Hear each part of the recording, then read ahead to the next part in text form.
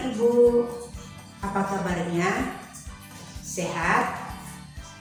Jumpa lagi dengan Ibu Rugun Misbah Purba pada pelajaran PPKN. Hari ini kita belajar tentang Kedaulatan Negara Kesatuan Republik Indonesia. Adapun tujuan pembelajaran kita hari ini adalah memahami ketentuan dan bentuk kedaulatan negara sesuai dengan Undang-Undang Dasar Negara Kesatuan Republik Indonesia tahun 1945. Anak-anak Ibu, jika kalian mendengar kata kedaulatan, apa yang ada di pikiran kalian? Kedaulatan berasal dari dua istilah. Yang pertama adalah dalam bahasa Inggris yaitu sovereignty, yang artinya kekuasaan tertinggi. Yang kedua yaitu dalam bahasa Arab daulah, artinya pemerintah.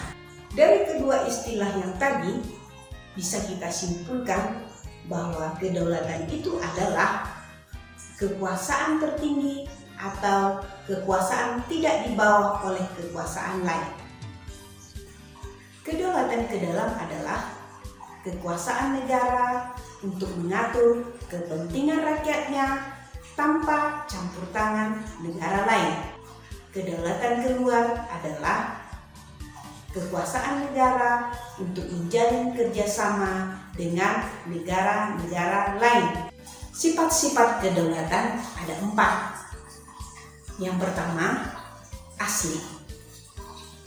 Yang kedua, permanen.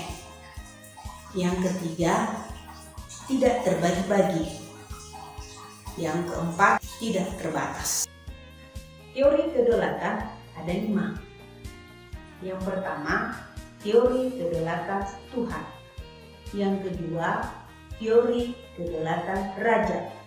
Yang ketiga, teori kedaulatan negara. Yang keempat, teori kedaulatan rakyat. Yang kelima, teori kedaulatan hukum. Bentuk dan prinsip kedaulatan negara Indonesia sesuai dengan Undang-Undang Dasar Negara Kesatuan Republik Indonesia tahun 1945, bentuk kedaulatan negara Indonesia adalah kedaulatan rakyat. Ini dapat kita lihat pada yang pertama, pembukaan Undang-Undang Dasar 1945 alinea keempat. Yang kedua, pada pasal 1 ayat 2 Undang-Undang Dasar 1945. Prinsip-prinsip kedaulatan negara Indonesia. Yang pertama, negara Indonesia adalah negara kesatuan berbentuk republik. Yang kedua, negara Indonesia adalah negara hukum. Yang ketiga, Presiden tidak dapat membekukan MPR. Yang keempat, Presiden mengangkat dan memberhentikan menteri-menteri negara. Yang kelima, MPR hanya dapat memberhentikan Presiden pada masa jabatannya sesuai dengan Undang-Undang Dasar 1945. Perhatikan gambar di samping ini.